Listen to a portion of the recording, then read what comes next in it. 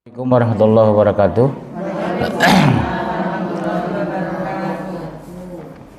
Innal hamdalillah hamdan katsiran thayyiban mubarakan fih. Asyhadu an la ilaha illallah wahdahu la syarikalah wa asyhadu anna Muhammadan abduhu wa rasuluh. Alhamdulillah kita bersyukur meskipun saya sakit ya. Cuma kalau saya batalkan kasihan ibu-ibu sudah datang jauh-jauh. Mudah-mudahan Allah berikan kesehatan kepada saya.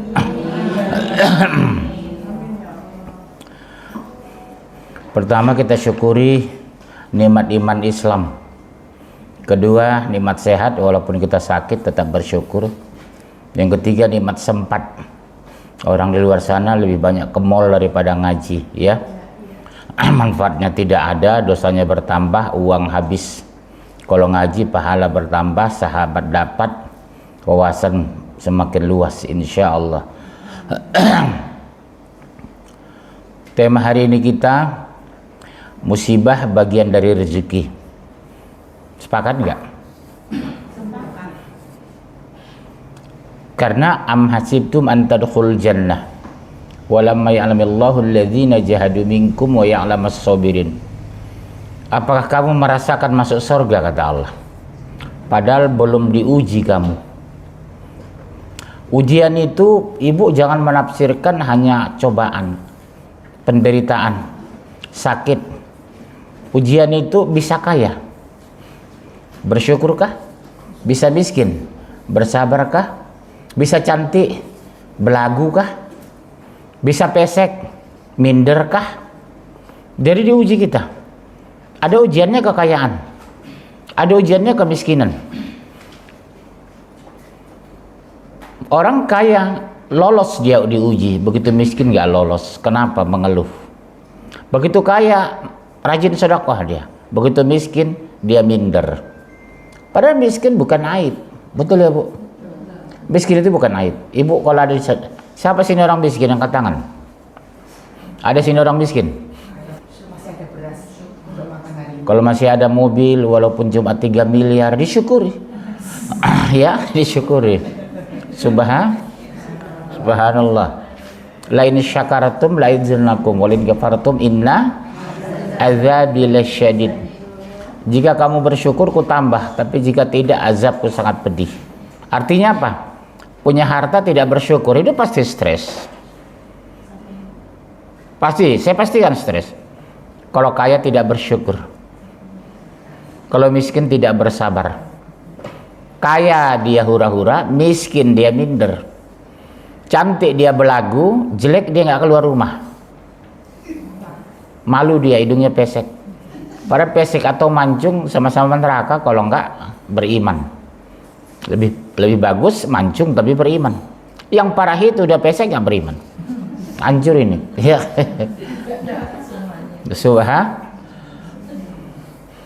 Satu, Allah menguji orang mengaku beriman, pasti diuji.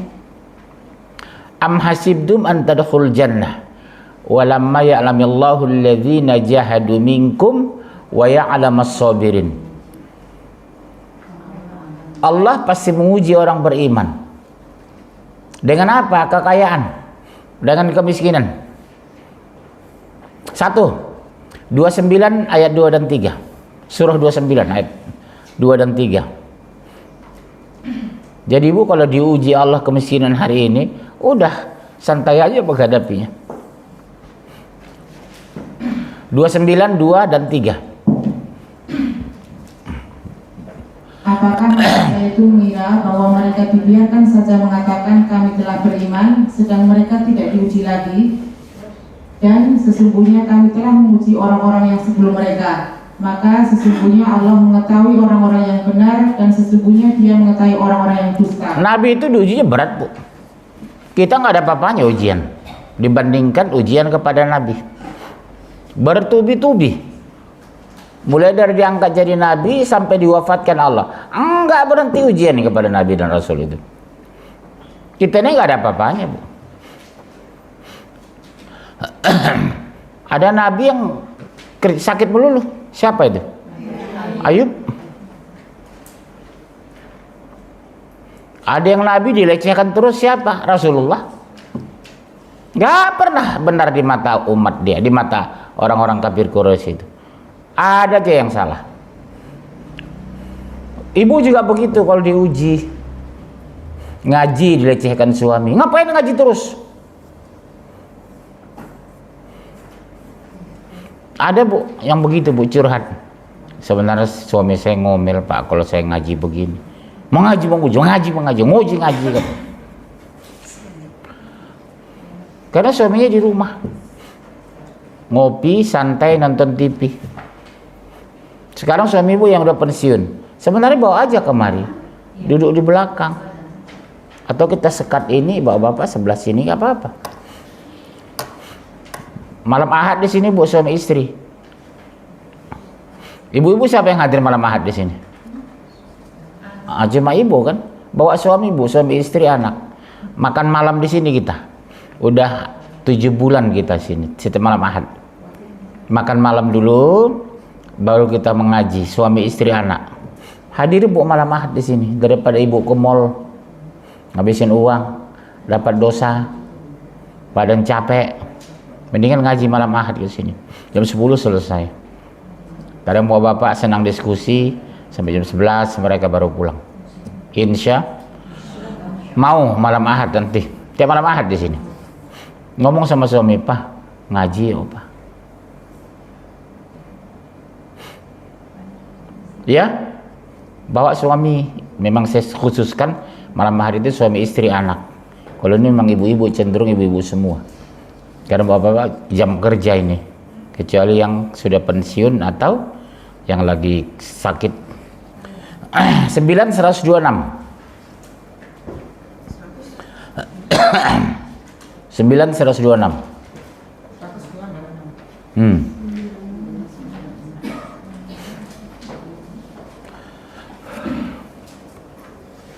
Dan tidakkah mereka orang-orang munafik memperhatikan bahwa mereka diuji sekali atau 2 kali setiap tahun, kemudian mereka tidak juga bertobat dan tidak pula mengambil pengajaran.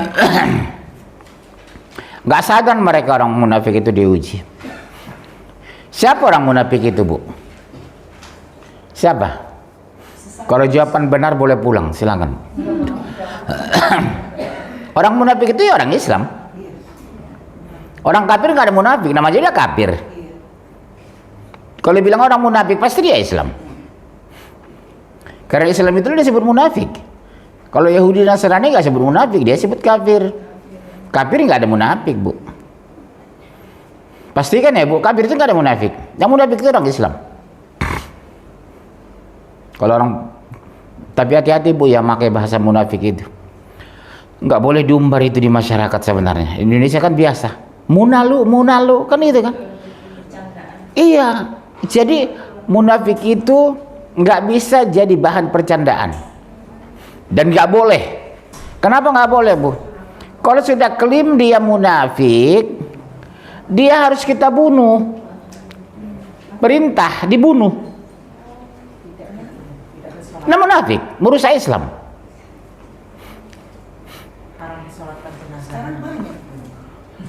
Enggak, sekarang definisi munafik ibu luruskan dulu.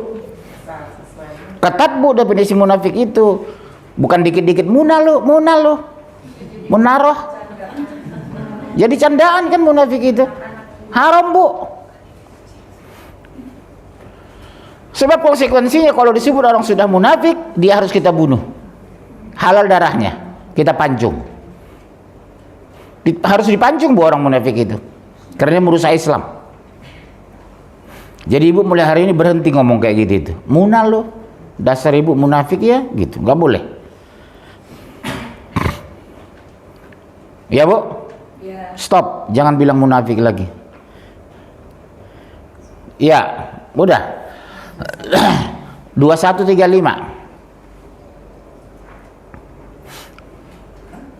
Surat 2135. Ya.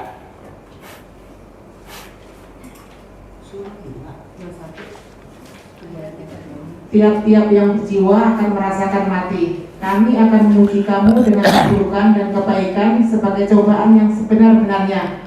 Dan hanya kepada kamilah kamu dikembalikan. Ibu ketika dapat kebaikan bersyukur enggak? Dapat keburukan bersabar enggak? Biasanya bukan, mengeluh. Ketika dapat kebaikan, dapat rahmat, dapat rezeki, cenderung kita bersyukur memang. Tapi begitu dapat ujian, mengeluh. Kenapa ya Allah suami saya cepat meninggal? Sudah takdir, kawin lagi kalau mau punya suami. Berdiri di halte Berlan sana, banyak laki-laki lewat. Iya. Iya kan sering begitu. Kenapa ya Allah suami saya meninggal? Udah waktunya, Bu. Memangnya bisa kita tanya, Mas, kira-kira kalau kita nikah berapa tahun kemudian kamu meninggal? Kan nggak tahu dia. Maaf jangan marah ya, Bu. Siapa di sini janda? Ibu janda itu umur berapa? Udah berapa lama? 3 tahun. Waktu meninggal suami ibu umur berapa suami? Ya masih mendingan usia 65. Orang kadang baru nikah 3 tahun 4 tahun meninggal suaminya. Betul ya, Bu? Hah? Siapa? 71 baru meninggal. Iya, alhamdulillah. Ini kadang nikah 4 tahun ya Allah, 42 suami udah meninggal. Wanita itu beda, Bu, kesetiaannya luar biasa. Seperti ibu saya kan, 15 tahun kemudian dia baru meninggal. Dia bertahan janda, padahal yang melamar dia banyak. Tapi itulah, dia besarkan 7 anak itu dengan tulus, tanpa ada keluhan. Semua kami bisa sekolah. Beda dengan laki-laki, Bu, baru 3 hari istrinya meninggal, matanya udah kemana-mana. Hari ke-7 udah nikah lagi dia, karena sunnatullah. Memang dianjurkan laki-laki itu, Bu, menikah secepatnya habis nikah. Karena kami tidak punya masa iddah. Ekstrimnya beginilah, seandainya hari ini meninggal istrinya, pulang antar jenazah pulang ke rumah, malamnya dia boleh menikah, laki-laki itu. Dan dianjurkan memang. Ibu jangan sedikit nyeleneh, ya baru 3 hari ya meninggal istrinya, udah nikah lagi. Memang dianjurkan, Bu, laki-laki itu menikah cepat, karena fitnahnya terlalu besar. Apalagi kalau dia punya anak kecil. Subhanallah, istrinya meninggal, anak kecil 3, umur 12 tahun, 8 tahun, 3 tahun. Memang harus menikah dia itu, Bu. Ibu jangan cemeh kalau laki-laki seperti itu. 2 hari meninggal suami istrinya, dia langsung menikah. Ibu jangan cemeh, berdosa ibu itu. Memang disuruh Islam itu nikah secepatnya, terutama yang punya anak kecil. Siapa yang ngurus anaknya di rumah? Dia harus bekerja. Beda dengan ibu, sambil ngepel bisa ngendong anak, sambil kerja bisa nyusukan anak. Kalau kami kan nggak bisa, harus keluar rumah kami. Jadi ibu jangan melecehkan laki-laki, baru 7 hari meninggal suaminya, istrinya kok tega banget dia menikah lagi karena dia punya anak kecil. Ya, baik. Kedua, sakit bagian dari ujian yang tidak disenangi. Padahal, satu, catat ya, Bu, sakit bagian dari ujian tidak disenangi. Seperti saya kan udah berapa bulan sakit-sakitan, sembuh sakit. Tapi sakit itu menghapuskan dosa, Bu. Syaratnya hanya satu, ikhlas, tidak mengeluh. Kenapa ujian cenderung tidak disenangi? Karena tidak nyaman. Tapi bagi orang beriman, nyaman-nyaman saja.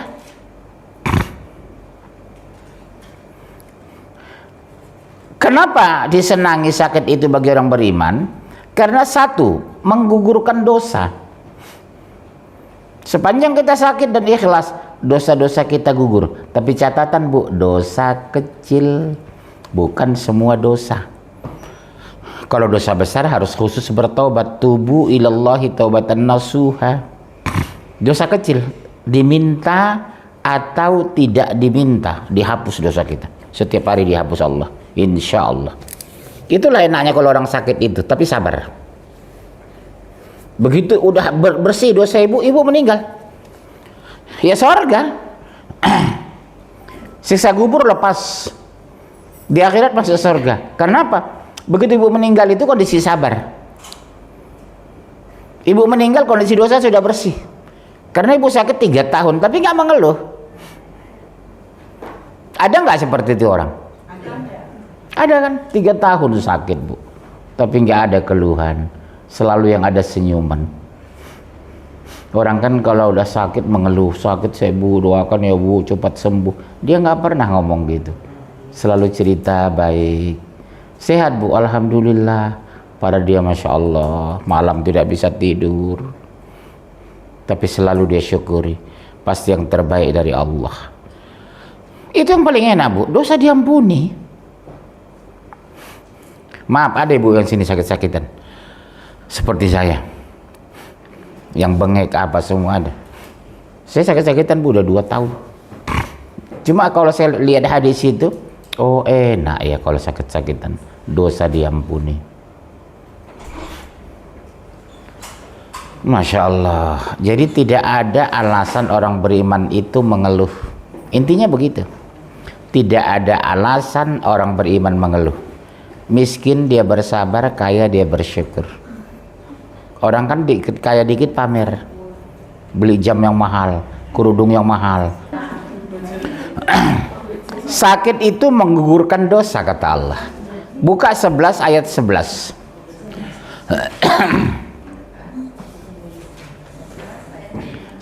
Ayat 11. Kecuali orang-orang yang sabar terhadap bencana. Dari 10 lah. Dan jika kami merasakan kebahagiaan sesudah bencana menimpanya, misalnya dia akan berkata, telah hilang bencana-bencana itu daripadaku. Sesungguhnya dia sangat gembira lagi bangga. Kecuali orang-orang yang sabar terhadap bencana dan mengerjakan amal-amal soleh. Mereka itu beroleh ampunan dan pahala yang besar. Subhanallah. Dapat 2 kita bu. Ketika diuji, pertama ampunan. Diminta atau tidak, diampuni otomatis. Kedua, diberikan pahala yang besar. Masya Allah. Ya bu ya, bunda. Ibu nyaman mana, ketika kaya atau ketika miskin?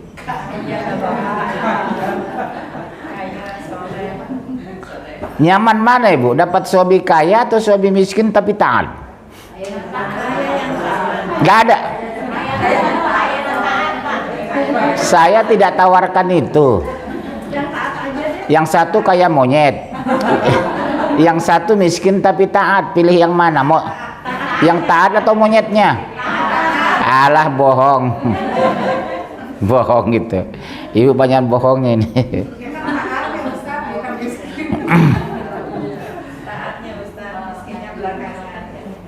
Karena biasa orang taat itu orang-orang susah. Saya lihat di kampung sana, masya Allah, taatnya masya Allah, makan susah bu. Sebaliknya di kota ini, rezekinya bagus, rumahnya besar, mobilnya mewah, belum tentu taat ya. Makanya saya tawarkan nih bu, suami taat tapi miskin, kaya tapi tidak beriman, pilih mana? Kalau masalah rezeki kan nanti ngikutin kalau dia taat.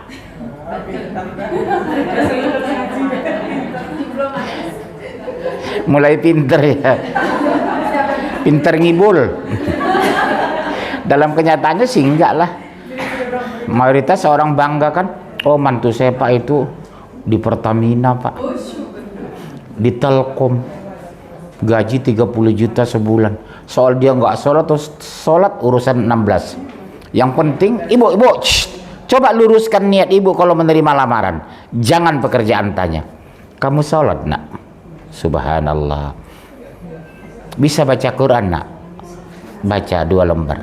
Itu baru calon mertua yang islami. Selama ini enggak. Kerja di mana nak?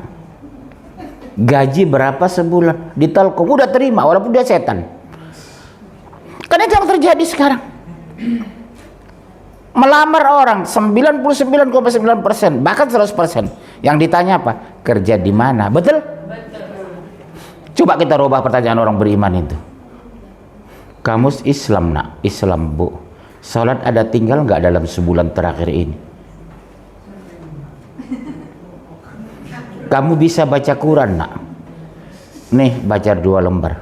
Kalau nggak bisa maaf ya nak, lamaran kamu mama tolak. Berani ngomong gitu sama calon mantu? Nggak bakalan, karena dia tahu ibu staf Pertamina. Iya bu.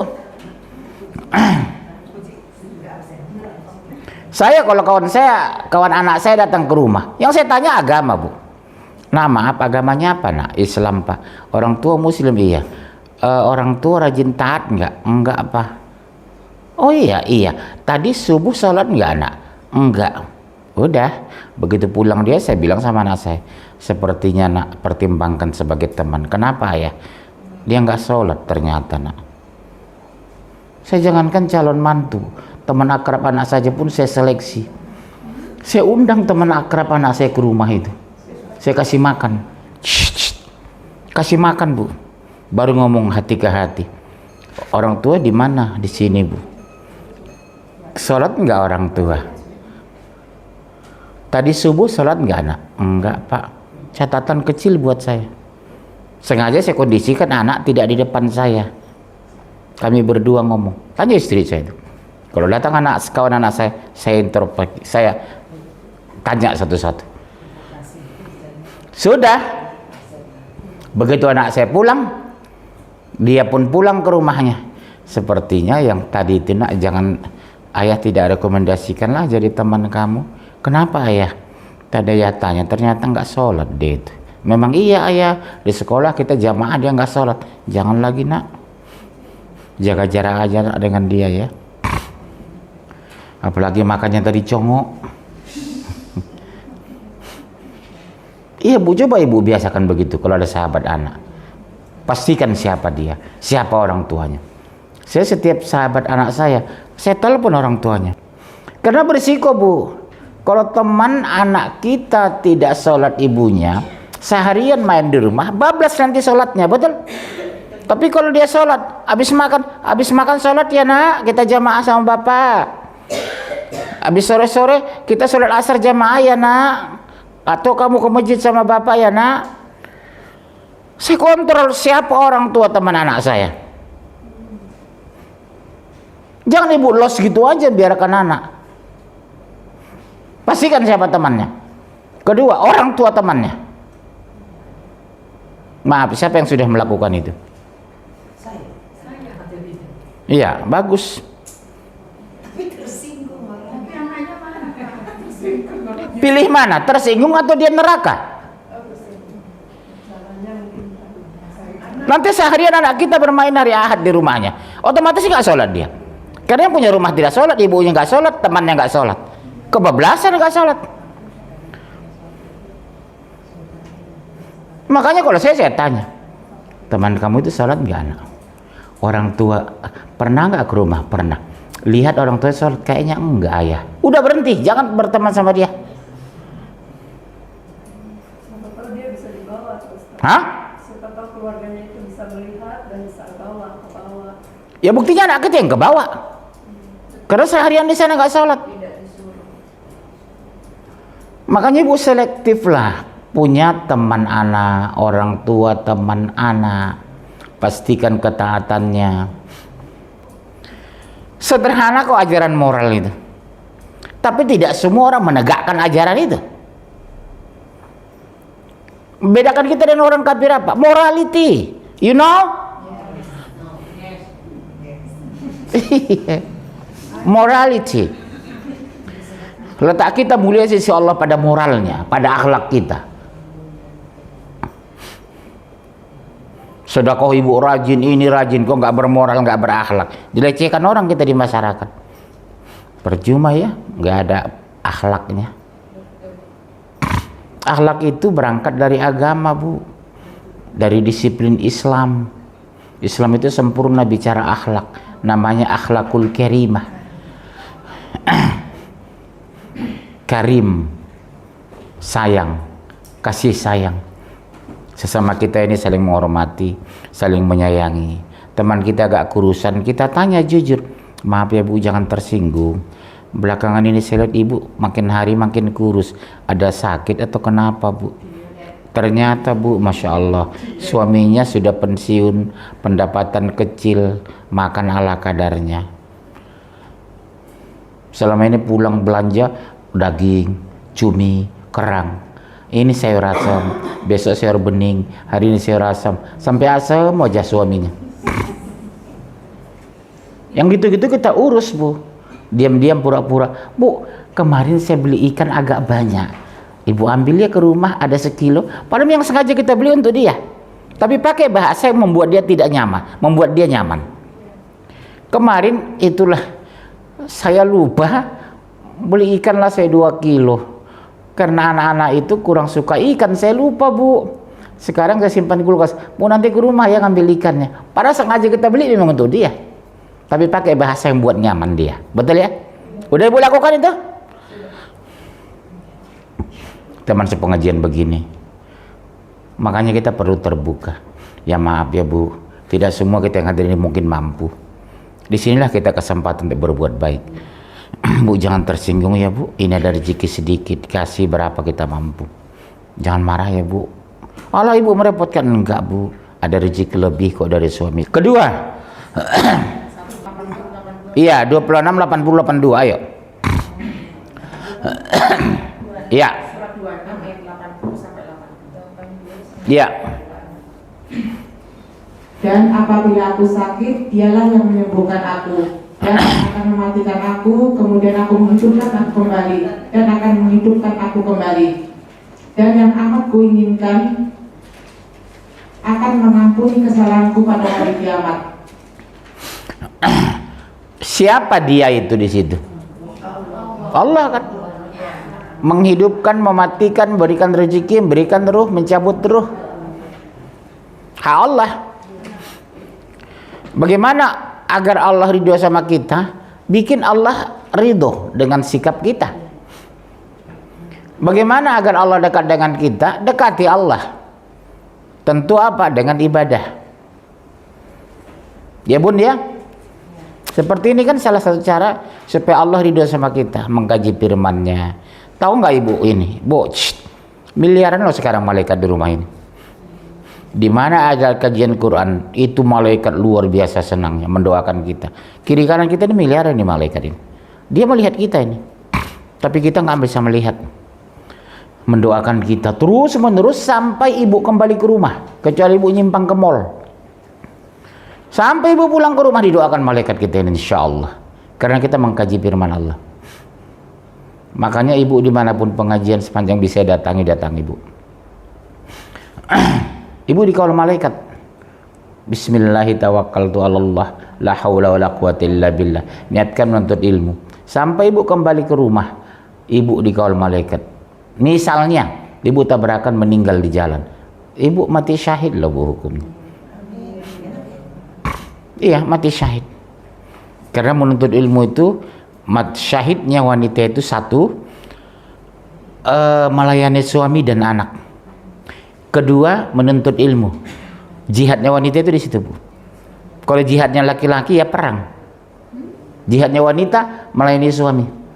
Ibu capek kerja di rumah, sedang nyuci piring, ngambil air, terjerembab di kamar mandi. Ibu jatuh meninggal. Ibu mati syahid loh Bu itu.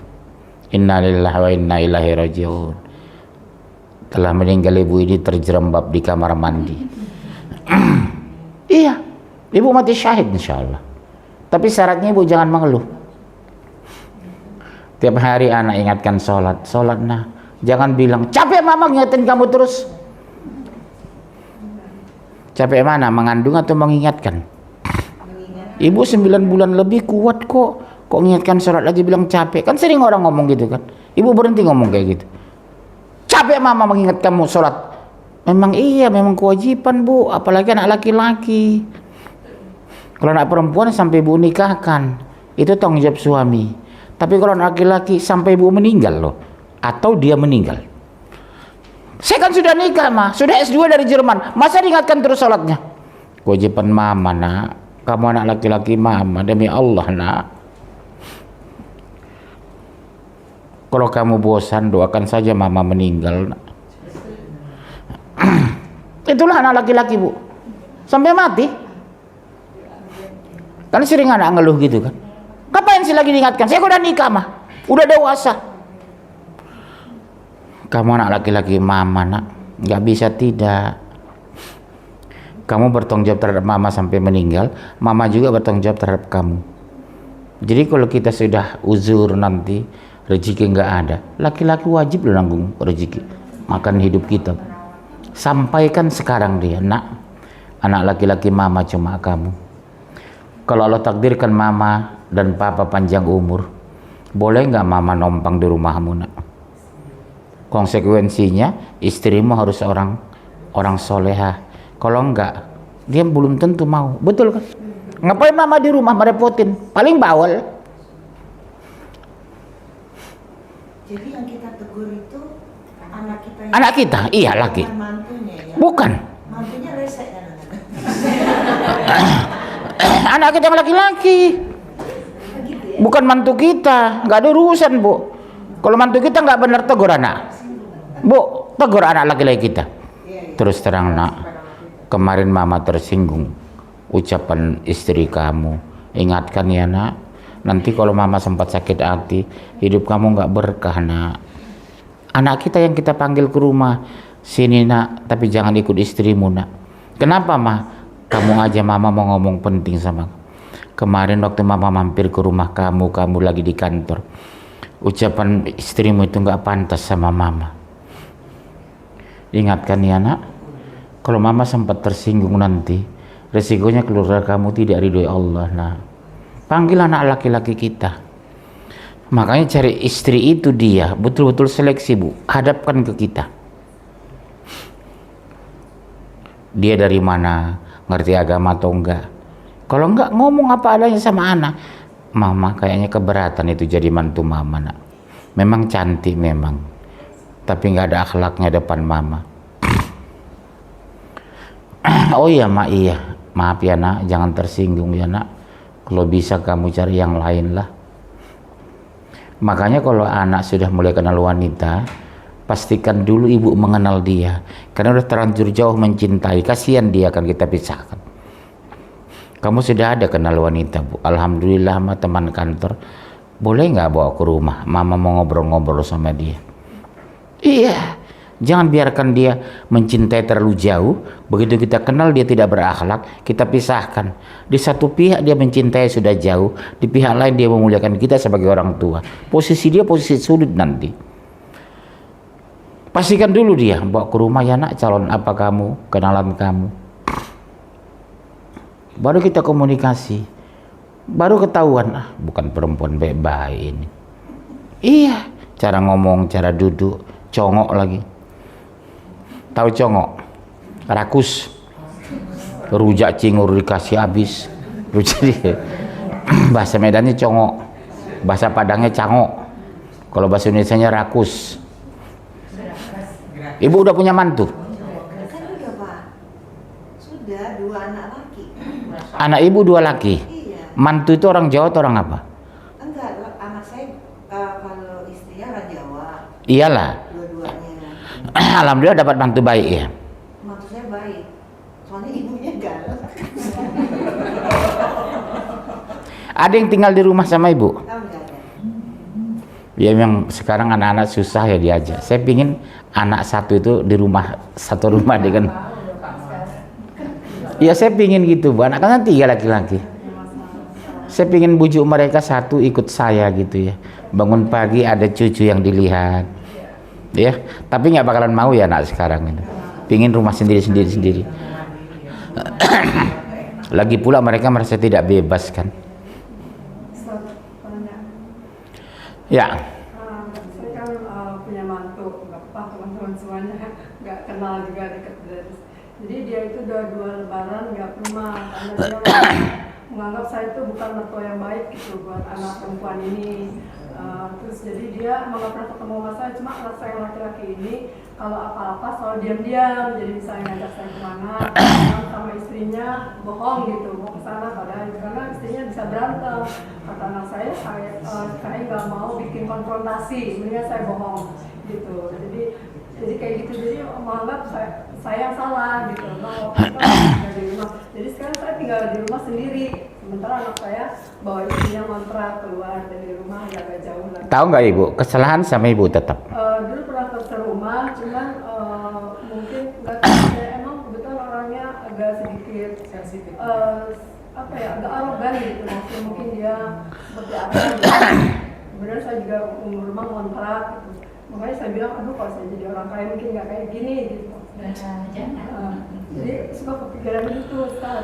Jadi begini, itu sebenarnya kalau masalah kasus seperti ini, itu semua masalah di tangan anak ibu laki-laki. Yang mengendalikan istri itu kan dia.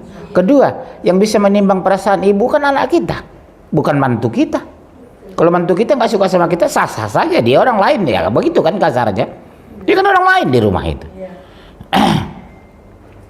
Harusnya yang adaptif, komunikatif, persuasif anak ibu laki-laki.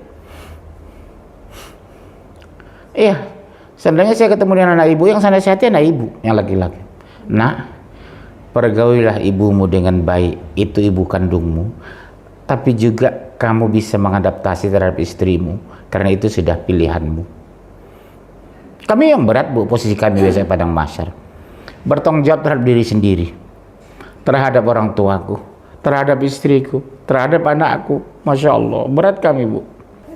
Ya kita teruskan. Pahala tanpa batas 39:10.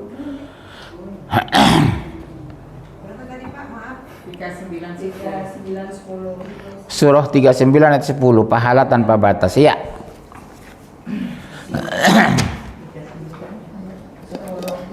Ayat 10.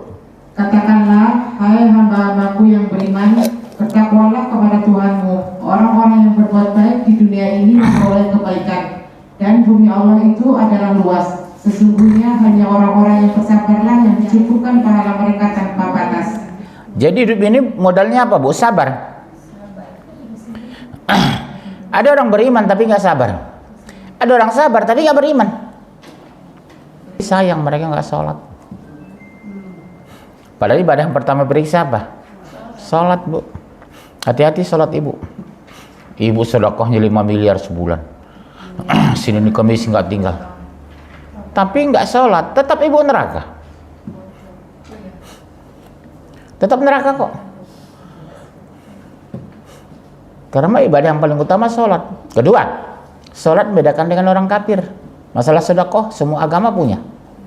Hindu, Buddha, Konghucu, ateis, semua ada sedekah. Oh, Kristen lebih dasar lagi sedekahnya bu. Infak mereka 10%. 10% mereka bu. Makanya gak ada gereja yang terbengkalai. Kita kan banyak masjid terbengkalai. Udah zakat 2,5%, belum tentu orang kaya berzakat semua. Belum tentu kan orang-orang kaya itu berzakat semua. Karena udah sempat 4 triliun uang kita, zakatnya udah berapa? 40 miliar. Kalau 4 triliun itu udah berat bu, zakat 40 miliar itu. Terasa sekali itu 40 miliar. Makanya saya nggak suka punya uang banyak. Belum tentu bisa mau berzakat lagi. Iya kan? Terasa itu 40 miliar. Merasa sayang kan? Ada ibu punya harta 40 triliun di sini. Kalaupun punya nggak bakalan ngaji lagi. Sudah ke Jepang, ke Eropa, ya? Ya ke Turki. Pahala tanpa batas sudah. Kemudian sakit mengangkat derajat seorang mukmin. Surat 2 155 157. Jadi ibu jangan mengeluh sakit, mengangkat derajat kita itu. Ya, jangan mengeluh kalau sakit. Kalau kita sabar, derajat kita diangkat Allah. Surat 2 155 1 sampai 157. Dan ibu akan kami berikan cobaan kepadamu dengan sedikit ketakutan, kelaparan, kekurangan harta, jiwa dan buah-buahan. Dan beritakanlah kabar gembira kepada orang-orang yang sabar, yaitu orang-orang yang apabila ditimpa musibah mereka mengucapkan innalillahi wa inna ilaihi raji'un. Coba lihat bu. Mereka itulah orang yang mendapat keberkatan yang sempurna dan rahmat dari Tuhan mereka, dan mereka itulah orang-orang yang mendapat petunjuk. Surat 2 155 157. Ibu bengong saya lihat. Surat 2 155 sampai 157. Ya. Jadi kita semua diuji dengan kekayaan, dengan kemiskinan, dengan kecantikan, dengan kejelekan. Diuji lagi apa ya? Dengan harta yang melimpah. Kurang kita apa, Bu? Kurang bersyukur. Di kampung sana hidup mereka pas-pasan, tapi bersyukur. Kita punya rumah, punya mobil, punya uang. Belum tentu syukur kita sama dengan syukur orang di kampung itu. Contoh, Bu, coba Ibu evaluasi. Lebih banyak mana putaran ban Ibu ke tempat hura-hura ke puncak daripada ke masjid? Putaran ban biasa diperiksa loh di akhirat itu. Putaran ban Ibu, mobil atau motor, banyak mana? Ke tempat hura-hura, jalan-jalan, makan-makan, ke puncak, atau ke masjid dan tempat pengajian?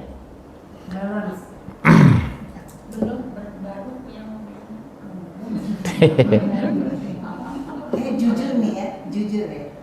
Kalau saya, misalnya saya pergi ke Lombok, saya bangun itu tempat wudhu. Jadi Ya berarti kan beramal soleh. iya, sekalian plesir, sekalian. Iya, berarti kan masih beramal soleh, Bu. Iya. Atau kita dari masjid ke masjid, dari di belakang mobil kita siapin bawa beras banyak, kita kasih sama marbot, ya, beli makanan kue, dari masjid ke masjid kita berhenti habis sholat kasih sama marbot, bagus, nggak apa-apa, jalan-jalan tapi beramal soleh. Ini kan nggak ngabisin uang, iya, mensyukuri tidak. Tapi kalau untuk mampir sholat di masjid, kan bannya puter juga ke masjid. Iya, makanya saya bilang ibu kan masih beramal berarti kan. Ini orang kan bablas jalan-jalan tapi nggak sholat. Atau bahasa lainnya lupa sholat. Contoh jalan-jalan ke Bali, karena kenikmatan di Bali lupa sholat, bablas. Kita teruskan, masih ada waktu.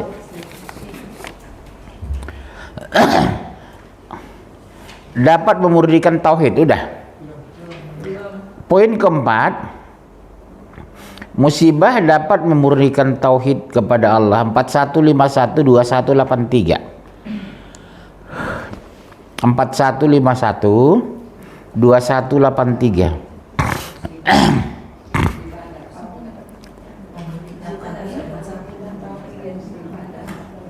Dan apabila kami memberikan nikmat kepada manusia, ia berpaling dan menjauhkan diri.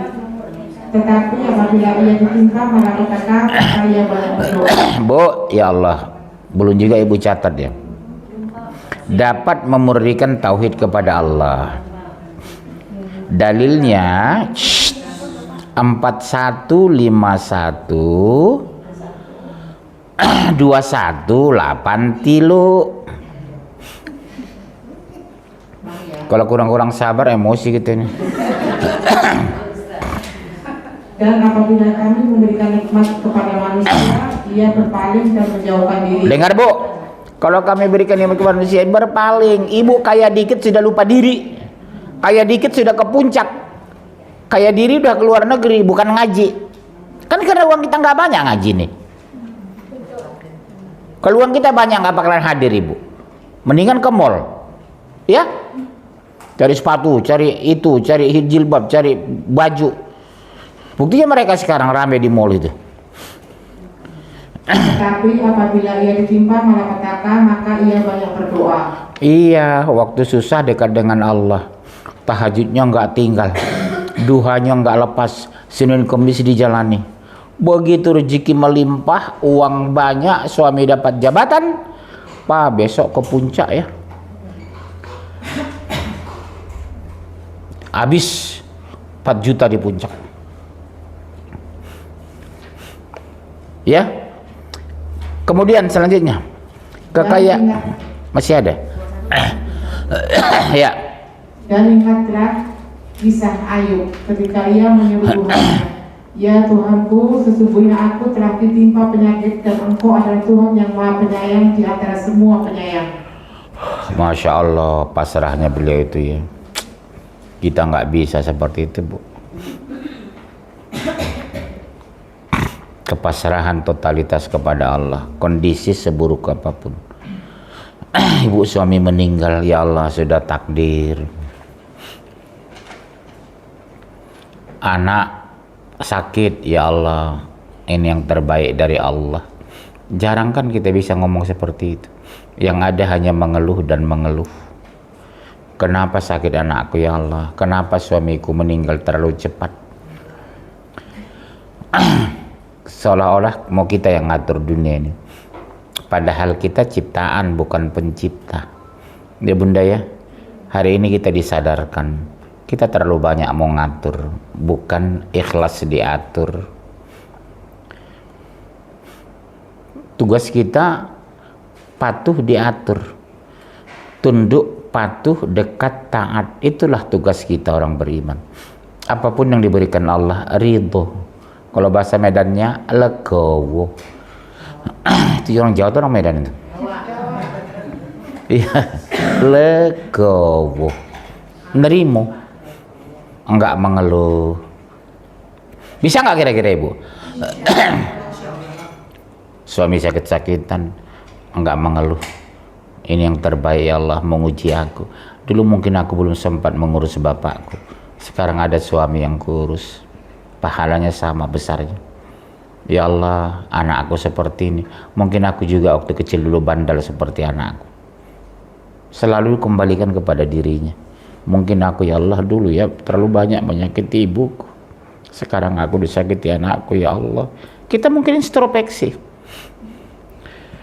Dulu mungkin aku jahat ya Allah waktu SMA, sering bohong sama ibu. Sekarang aku yang dibohongi anakku ya Allah.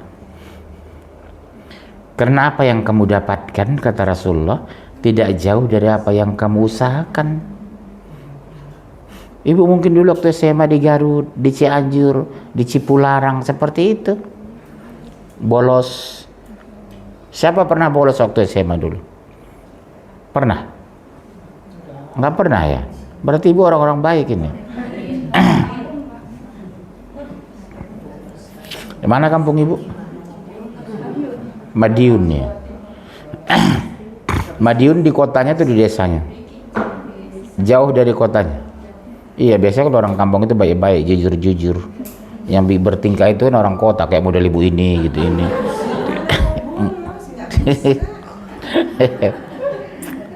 Iya. Biasanya yang aneh-aneh itu orang-orang di kota, yang neko-neko itu. Kalau orang kampung itu biasanya lugu-lugu, menjurus ke dungu. Ya. Kemudian 3952. 3952.